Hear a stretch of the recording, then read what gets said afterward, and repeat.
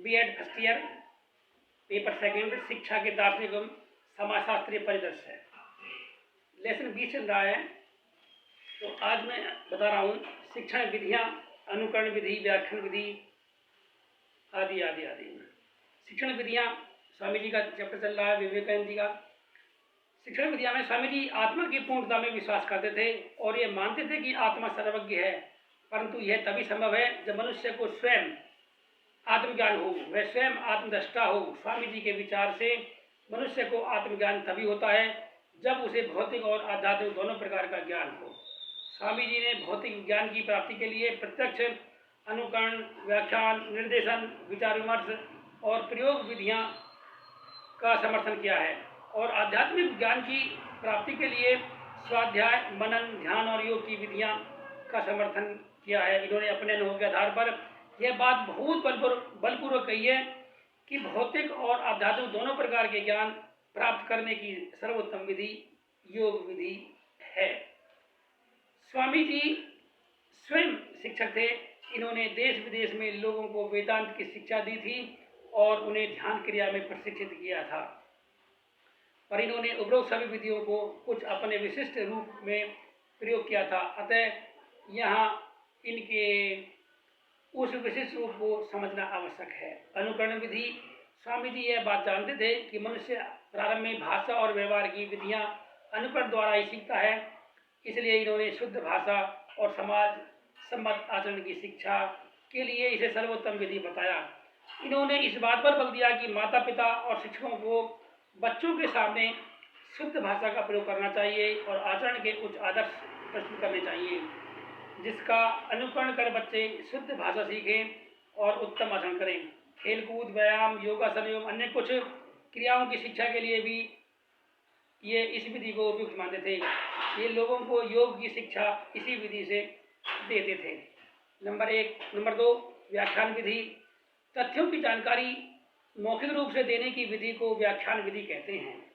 स्वामी जी यह बात मानते थे कि पूर्वजों द्वारा खोजे सत्यों का ज्ञान व्याख्यान विधि द्वारा सरलता और शीघ्रता से कराया जा सकता है, परंतु ये किसी भी तथ्य को विवेक की कसौटी पर कसकर स्वीकार करने पर बल देते थे।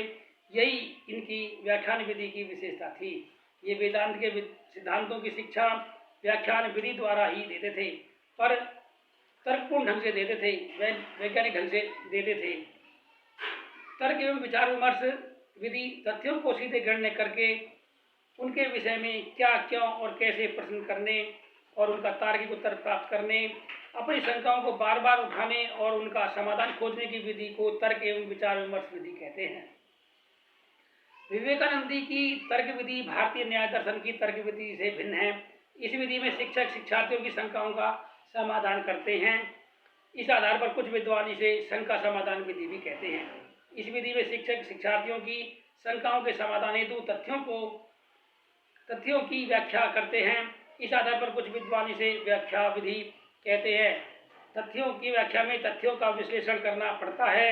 इस आधार पर कुछ विद्वान इसे विश्लेषण विधि कहते हैं। स्वामी जी किसी भी तथ्य को स्पष्ट करने के लिए तर्कपूर्ण विचार विमर्श करते थे, इसलिए इन्होंने इस विधि को तर्क एवं विचार विमर्श विधि कहा है।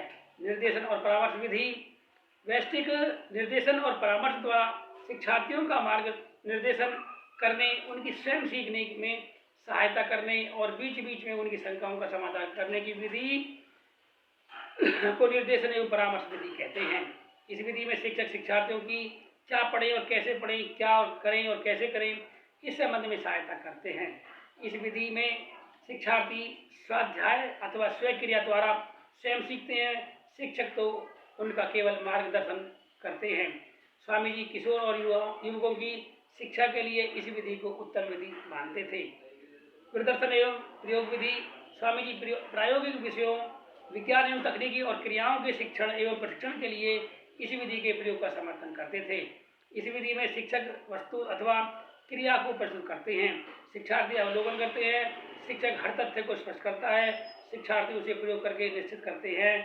आज तो इस विधि में बच्चों की सक्रिय साझेदारी ली जाती है।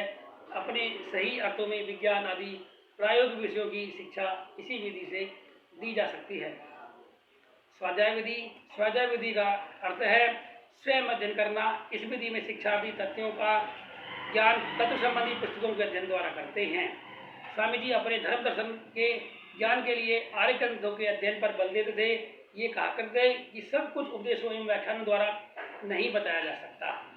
किसी भी विषय के पूर्ण ज्ञान के लिए उससे संबंधित प्रामाणिक ग्रंथों का अध्ययन आवश्यक होता है। योग विधि, स्वामी जी इसे भौतिक एवं आध्यात्मिक विधि भी प्रकार का ज्ञान प्राप्त करने अथवा ज्ञान की खोज करने की सर्वोत्तम विधि मानते थे। इनकी दृष्टि से भौतिक ज्ञान प्राप्त करने के लिए अल्प योग, अल्पकालिक एकाग्रता ही पर्याप्त है, परंतु आध्यात्मिक ज्ञान की प्राप्ति के लिए पूर्ण योग की आवश्यकता होती है। आज के मनोविज्ञान भी तो यही कहते हैं कि ज्ञान प्राप्ति के लिए सीखे जाने वाली वस्तु अथवा क्रिया पर ध्यान केंद्रित करना आवश्यक है। हमारा अपना अनुभव भी यही बताता है कि सीखने वाले में सीखने के लिए जितना अधिक योग होता है वह उतनी ही शीघ्रता से सीखता है। स्वामी विवेकानंद तो बचपन से ही इस विधि का प्रयोग करते थे। अनुशासन, मनुष्य जीवन के मुख्य रूप से 3 पक्ष होते हैं, प्राकृतिक, सामाजिक और आध्यात्मिक। स्वामी जी इन तीनों पक्षों को महत्व देते थे, परंतु सर्वाधिक महत्व आध्यात्मिक पक्ष को देते थे। स्वामी विवेकानंद के अनुसार अनुशासन का अर्थ है अपने व्यवहार में आत्मा द्वारा निर्दिष्ट होना। इनके अनुसार जब मनुष्य अपने प्राकृतिक स्वयं से प्रेरित होकर कार्य करता है तो हम उसे अनुशासित नहीं कह सकते। जब वह अपने प्राकृतिक स्वयं पर संयम रखकर सामाजिक स्वयं से प्रेरित होता है तो हम उसे अनुशासित कह सकते हैं। परंतु वास्तव में अनुशासित वह है जो आत्मा से प्रेरित होकर कार्य करता है। स्वामी जी शिक्षक और शिक्षार्थी दोनों को आत्मानुशासन का उपदेश देते थे। प्रश्न उठता है, बच्चे आत्मानुशासन की स्थिति में कैसे आ सकते हैं? इस संबंध में स्वामी जी का अपना मत था कि जब शिक्षक शिक्षार्थियों के सामने आत्मानुशासन का उच्च आदर्श प्रस्तुत करेंगे तो बच्चे भी उनका अनुकरण करेंगे और फिर धीरे धीरे वैसा सोचने और उनके करने की उन्हें अंदर से प्रेरणा मिलने लगेगी, वे आत्मानुशासन की ओर बढ़ेंगे। शिक्षक, शिक्षार्थी और विद्यालय ये इसके पार्ट हैं। और कल को नया टॉपिक हम चलाएंगे, शिक्षा के अन्य पक्ष। आज के लिए इतना ही, फिर मिलेंगे नई वीडियो नए टॉपिक के साथ। धन्यवाद।